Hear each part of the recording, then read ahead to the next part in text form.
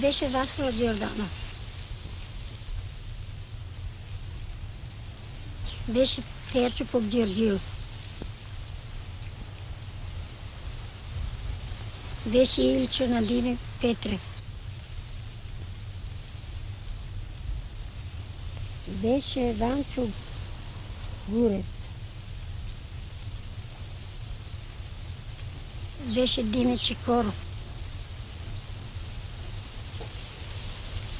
Беше Ярасин Матаков.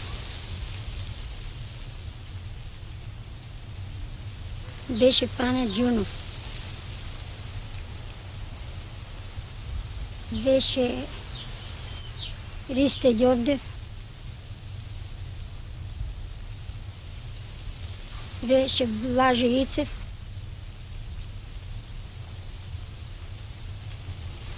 Данчо Дахов. И Панчо Мешков. Еро Видев няма.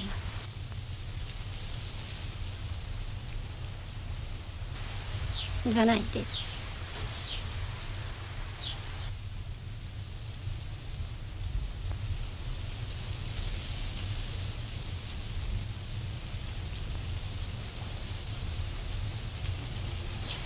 И на 15 юни, вечерта, барабанчето бие миселто, утре ще има парада. Ороки, всички да съберат младите дома да видят, че играят, че има веселба в селото. А ние тутун утре ще садим. Он вика, тате, не взела да ми на тутуна денеска. Че има утре парада, и аз на школата отидам и от школата па дома да си повтасам, дочим да си изчистам. Татко му вика, има време, кой ти сади тутун. Ти ако не идиш по-голем да носиш вода, кой ти носи друг. Има време, ние пак си дойдеме, ти пак си почитички, дойдат няма в школата денеска. И отидоме ние там от тутун са ден и ден, така ще си Степани близо. Да си Степани. И вечерта с кини сами си идеме. Ама имаме една ябъка тук близо до селото, дърво големо, много ябъки нама. И оно сече, шо ти видела, рече, мамо, че го градам патот, утре, че има кордо нагоре, че не оберат ябъката. Викаме, има време за ябъката. Ай, дойде да си удуим. Татко ти дома, сега че не чека. Си отидоме и оно се спрема да изпадя на дучено дойде пак. Татко му си дадам, вика, Пере, ти не му идиш на дучен, ти да седиш дома, а от има много войска ни с селото, и аз идам се заключам дучен и одно се врачам. Добро, аз свиреше много с хармоника. Оно хармониката си взе и си седна, ако музика, и си седна на джамот горе, свира. Татко му заключил дучен, ти си иди, му вика, и аз ти викам дома да седиш, а ти седиш на джамоците да те чуят. Скоро долу, сето село е войска за биено. И добре се прибраме, вечераме, сиромашки деца, събраме се, легнаме. И утрото рано, още 4 сата, тот куче на куче, оде чука мето по кучите. И чукна на пенджерто, я изпадна, ми вика, дома ли е Ило? Я викам, дома. Жощи нека дойде, рече, го викат на кафенето. И аз се врачам, я дори станам и он изпадна другата да. Шо викам, майко, викам, го викат татко ти на кафене. И я да ида, а тебе те рече, татко ти го сакаш, шо ти ги сакаш на кафене? Оно се врати. Отиде Ило, си дойде, шо че биде Илова, рече некой от два плен, шо за одрат от некой шо взел, да го занесе от денеска ти имало претрес, а не му да го найдат. Оно вика, како претрес ли, вика, а денеска ти има парада ли, че играем или че пеем, се веселим. Е, добро, татко му вика така, ама е вака завъртели ониката, вака ти бидел. Нищо, Анна, или че се зави сето село войска, игла не се мanu. Не може да изпаднеш. Е, вака до вие други дворни беше гумнар, не смеем да изме вода да си налием. И се дом. И води отпочина, ако че вече претрес правят. Они почнали тази страна селото право да го правят претрес. Кай ще поминали претресът по кучите и одно избирали детето. Димо на зайцът го фанали събрали детето и го завели, го тепали много и го прашали коите си другари. И он изкажало, вие ми си другари. И они подред почнали от тази страна река да си избират. Ние си легна да спият. Жешко ще работят, не дава да изпаднеш от дом. И една жена, куче има тони, джамови ими, та не и нашите куче, та нямаше джамови, другите. И тази жената ми вика, Надо, що работите? Им викам нищо. Море, че дали знаеш, че децата нам избират. Ферчо го взея, на Диме Петре го взея, сите тия деца от тази страна изели. Я викам, не си гледат кай нас нищо. Дур така лафети, дойдо у нашето мало. Дойдо у нашето мало, поминава тази страна, кметът отиде, кай нас дойде друг и на пенджерто чука и я се явил, ми вика, дома ли Ило? Я викам, дома. Нека изпадне Ило. А дето спиеш. И му вика, Ило, ако е дома пеерто, нека изпадне, на кафенето го вика. Ако не е дома, нека не иде. Он вика, дома го спиете, го разбудам. И отидат, където го разбуди, стане перите, викат на кафенето. И он остана радостно, застана на огледалото, обал се начешля. Преди тази ден съдеми тутунът и он леблеби от джепът си туризм. И се начешля на огледалото, изпадна, имаме пенджери, си стоя на пенджерто и си взима от джеп леблеби и си зърби.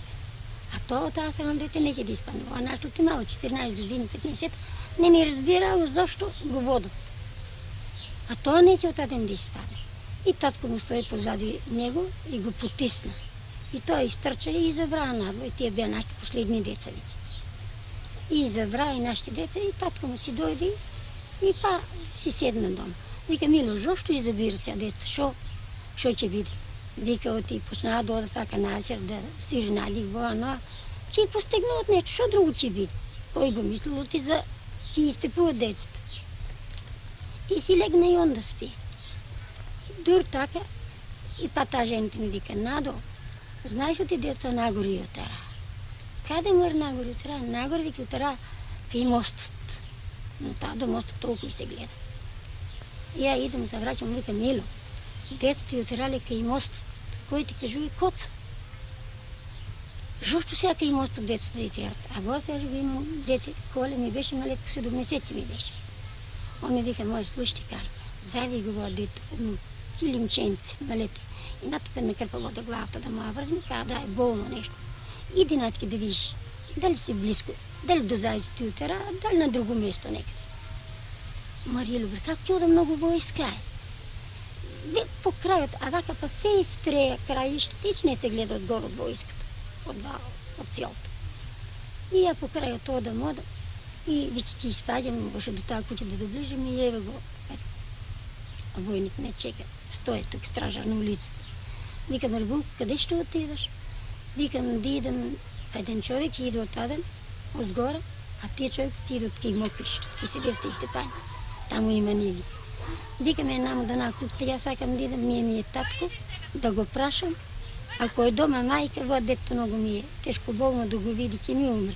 Ако не е дома майка, отмът се врата. Он вика, Рибулко, аз ще те пушам, ама другите ти те застрела.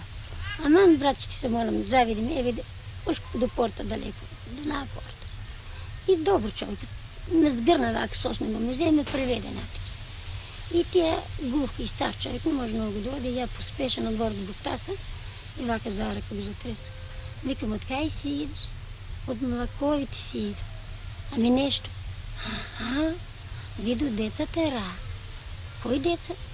Ами деца на Дими Петре, дето тук. Ама и вашето дете я го видело да изсосне.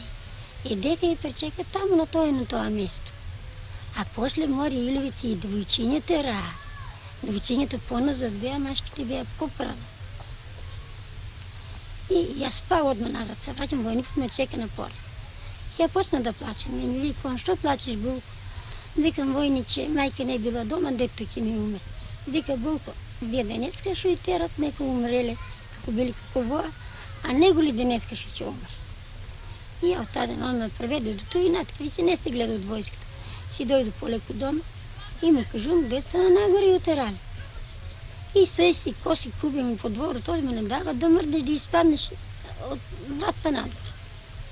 Дур така изпукава пушките.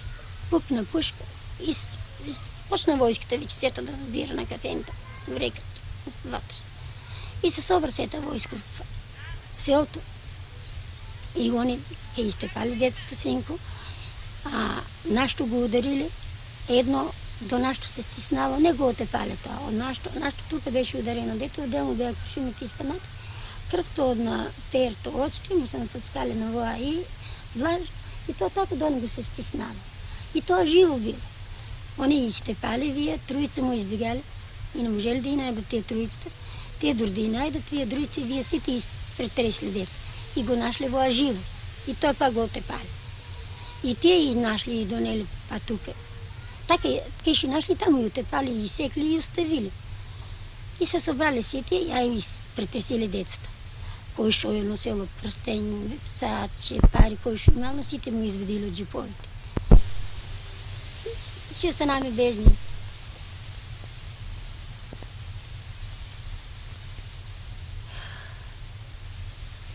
Почна да копат гробища. И сите наред това изкопаят на дупка голема и тия до тия наредува. И ние рекоме, нашето ни е най-мало, най-накрая готовим. И толкова беше. И закопаме ни чел, ни чар, так, голи на майци, боси. Само уносо носеше сандалки и пълтенце беше облечено и аз ще донесат в чаршава да го завием. И отделото не да дойде да го облечем, не да дойде да облечеш. Ако ще само чаршава ще завием и так. И голи боси, така и наредоме и сушума отгора, натураме от яворията. И засипава со земя. Едно само майка му чилимче беше взела. Майка му не едно братче го пратила пред търчало, взело и чилимче. И нашето я чарша ще занесо два от отделото, само джаби ще го носи. Не да дойде да му го облечем и нищо. И земя в земя и закопаме. Така и оставим. После доротка дойдоа нашите. И разкопаме и кренса, нами по-горе на реката да я отнесе.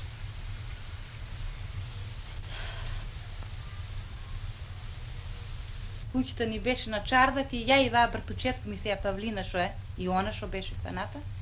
Так си стоиме на трпозајните, а куќата ни беше така уличка и у уличката стои кметот и вика Стева и Павлина нек се јават. Значи ни стоиме на чардакот, а носе у раката, значи како нешто тефтер. И слеваме ни, значи. Слеваме, вика Стева, вика догоре ве викат нешто, вика до кафењето да ве прашат. И, значи, одиме по-горе до кафенето и тука поручник останува, вика, ви сте, вика, шумкарите, вика. Значи, нас не вика. Ние само вака, значи, саландуваме, значи, си креаме рамената. И му даде наредба, значи, долу, на неколку војници изгледа стоја, за да го дадат Димо Чекоров, другарот наш. Он да биде покриен с мушам. Ја случајно вака се испули, кога гледам, од мушамта го откриват Димо и иде на кај нас, го водат, значи. И очи у очи да не почуват. И вика, го познавате ли, вика, овие, вика, другар ви? Ја вика, го познаваме од селото, али уопште со него, значи, немаме никаква врска. А, мамка ви да ебам он, вика, поручник. Немате и мене зимаме ударал. С него, вика, всичко сте работели, вика, а немате врска, вика. Значи, толку беше. Му удри и ме стави, значи, у зидот до скалата, дек шо е у кафенето, у зидот да гледа. После случајно, кога се испулив тука, Катина, тука, Ристо, Ѓондоев, Пане, Мешко, за миг, значи, не собра сите. После тоа веќе почнаа у кафенето да не следат еден по еден, да не викат. Кој како, ќе го викнат, како беше тоа шо, по име ќе не викнат, чидиме ќе не се слушува, што сте давале на шумкарите, како сте помагале, пцуват, мајат, значи, на мртво. И тука едно време рекоа, машките навънка. И другарите сите надвор, значи, излегоа од кафенето, и нас после ни изнесоа од кафенето. Ние еден со друг не се гледаме, значи, по пато. Другарите многу беа понапред, ние беме поодзади. И сос нас одеа неколку души поручникот одеше. Пак Петко подначалник, неколку официри имаше. И само ни викат по патот и ни викат, ајде кажите ви какво да му правиме на Димо. Значи на Димо Чекоров. Димо е најпрвен фанат. И у Димо кога ја ги сликато било пронајдено. Па ни викаме, шо има, шо да му правите на Димо? Ни ништо не знаеме за Димо. Па викат, ете, мора, викат, да решите нешто за Димо. Викаме, не знаеме ни четирите женски, не знаеме шо да решиме. Немаме поима шо да решиме, значи. Нема пак по пат. Ај кажите, Ајде бе, вика, ќе видите, вика, нагоре, што ќе стане, вика, со вас. И кога одиме горе, имаше така една браза, дек што се другарите, значи тука па патчето, тој ги си вадеа ѓонче, такви работи. И они сите наседнати. Кој кошула си се облекол. Па жешко, не се газеше на земјата, таква жештина. Таква жештина не сум памтела, значи, у мојот живот на 16 години да е имал кај таа ден. Жештина вака одиме и нојсти си и креат. Очо не се стапнуе на земјата. И они кај што си беа наседнати, и Васо Аџарданов, кафеното што го држеше, иде понапред вака, одни и седеле и на порушникот му вика, може ли, вика, да се вратам натато, ти кафенето, он го држеше. Вика, отворено е. И еден така шишки полицаец вика, има, вика, време, ќе се вратите, вика. И го бутна. Има време, вика, ќе се вратите, сега, вика. И ни рекоа по тоа пач, значи, они напред, ни пони, да одиме. И кога тргнавме нагоре, вика, ќе водиме во манастирот, кај што бевте на излет на 2 мај. Арно, беше многу жешко. И дали причината беше тоа или не знам, и не вратија, тука сега кај што се стрелани. И младинците одеа напред, заповедта не ја чуме како беше, они се седнаа, се наредува во 3 реда. И ние застанавме може на 5-6 метра од нив и излегоа заповедта, затоа што ние мали не знаеме, излегоа тројца со пушкометролези, а нив му рекле че ве сликаме. Ја не чув од другарките мои, некоја чуле че ве сликаме. И се наредоа они вака, први ред по-ниско, по-високо, така беа. Васо Аџарданов и Димо Чекоров и Ѓераси Матаков, они, кога почнаа да пукат, избегаа они. Испукаа со картешници, со... Шо има оръжје со се, не знам како да ви кажам. И децата останаа покосени сите. Дури не ми е лесно да окажувам, нерви се. У тия момент Васо избега, Диме Чекоров и Ѓераси Матаков. Васо избега и имаше таму некои капини грмушки. Се скри човек. Диме, јас имаше преко јас.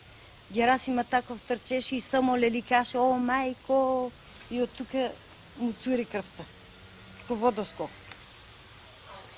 И они видоа тие другари, оти ранети, недотепани, сите бесни, боднаа пони ди до тепат. Вие и оставија, и дотепаа децата, трите. Дојдоа на вие се вртија некој още жив. Не знам как да ви кажам. Блаже Чемерски, така ми е јасно слика, очите вака, оно може и да беше и дотепано дето.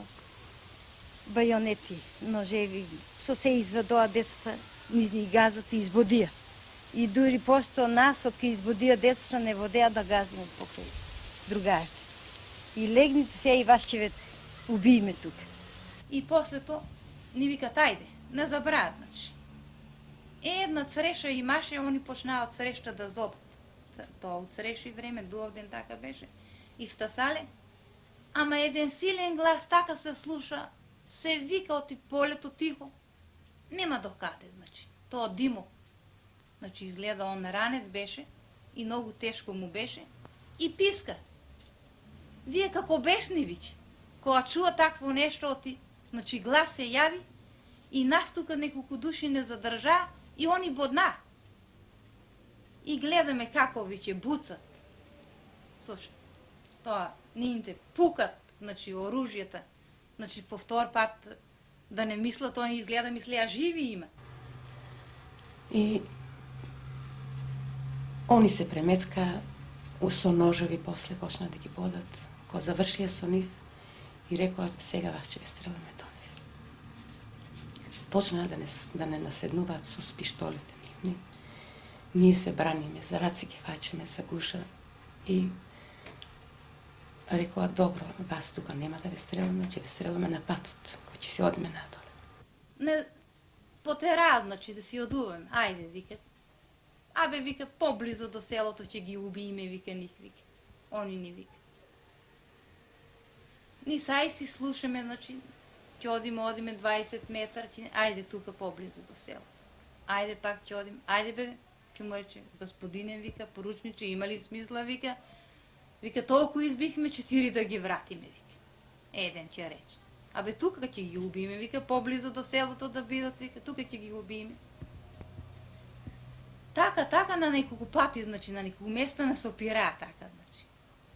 Одиме пак надолу до кафенето, значи, дек шо беме, тука не среќава кметот, шо беше у селото, и му вика, кмете, вика, женските, вика, ти ги предаваме, вика, од денеска, вика, натаки, вика, али, вика, од селото, вика, навънка, вика, не смеят никако, вика, да мрднат, вика, има да ги пазиш, вика, да бидат под контрола, значи.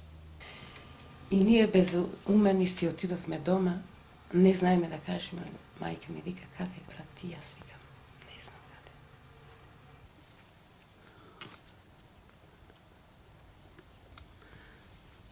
каде. Таа вечер, прво ја го праќа дето да го занесе лебот.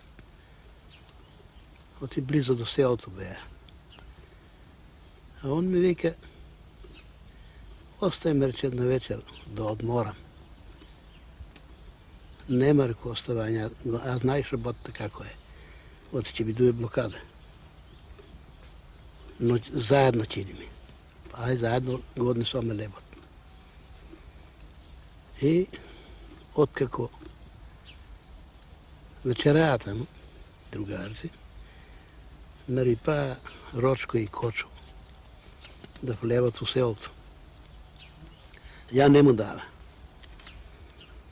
Затоа што не беа членови на партијата, значи бе ја раководител.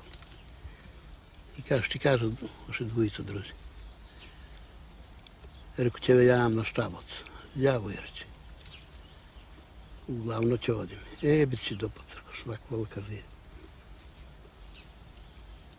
И замина и моите дете сосни. Вика, ваков ли комуниста ќе бидоиш? За мене те боле, а за ни не те боле. Они ако не се вратат, рече, ја не се враќам. Не ја врза. Не може да му одговорам. И заминаа. Утре тоа што у зората, слејам јас долу у селото, едни опинци ми да доа, едни чизми да се поправат. На кондорџијици. Па наши беа тие кондорџијици. Ѓорѓи Куцевски се викаше и Ѓошо Мешков.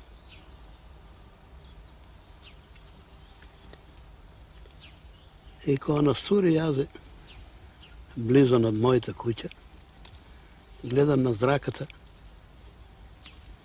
карши мојата куќа,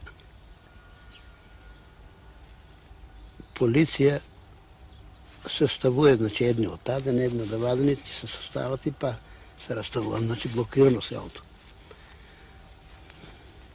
А па таа ден имаме афиен нарежано. Од тука, кога видот и селото блокирано, јас се врати назад. Па при другарите.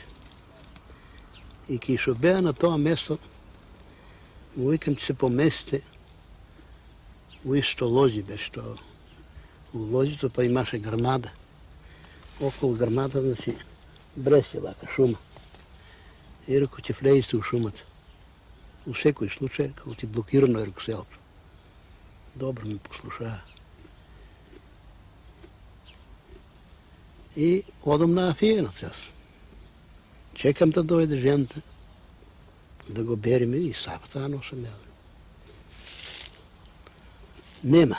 Па имаше еден стар човек таму, лежеше с говејата и одам кај него, мело го и кај Моричко, мело бре, лебец нешто нема ли? Бре, каздеш, немам, рече. Но ајде ќе одим, рече. Горем блокирано е селото. Ами ние рече, влејаме, не излејаме, рече. Не бива. Ти си стар, можеш реко, ама јас сум млад, реко, не ми пуштаат. Но јас ќе лежам деја, оди, јави се реко дома кај жената, па нек ти даде леп. Добре, бре, кажеш. Не си чека, дойде човек, стар човек, не го запреле. И донесе лебедова. Ajde i mleko mi namaže od kravata. I odka pojaду, че одам кај ја пиено седиме. Тамо што ќе правам кај човек. И одеќи кај ја пиено. А пред да дојдат мојата ќерка и со не еден од другарите, спукаа пушките. Сега чекам да пукнат нашите па вие асо ице шо е, па он карши од таа страна село, па имаше една колиба. Тамо е он и мислам да беше шо е убиен Киро Крстев. И чекам да пукнат нијните пиштоли или бомби, знаеш. Чкомело го прашувам нешто не видели. Ме рече и која оде на надвор, че завацаше на Дулево дол се века. Пречека, рече, полиција и војска, а на средината, рече, 5-16 деца, машки, и женски, рече, свршена работа. И на таа сгоре плаче таа мојата ќерка, најстара е. И тоа машкото Цандо Бојджио се вика. Шо плачете, бе, мојка? И сте параче. Не си. Бите живи, рекол ви. И така, одам. Кај ни селцо се собрало сето таму. И јас моите чејли беа со кинаци, а неговите беа од партијата нови. Замени му и собу чејлите. Си обу јазе, па моите му и наметна. Вика еден, шо правиш ти, рече, бе? На детето чејлите му изем. Не му требат, не може. Мене ќе ми требува. И така, вечерта заминувам јас.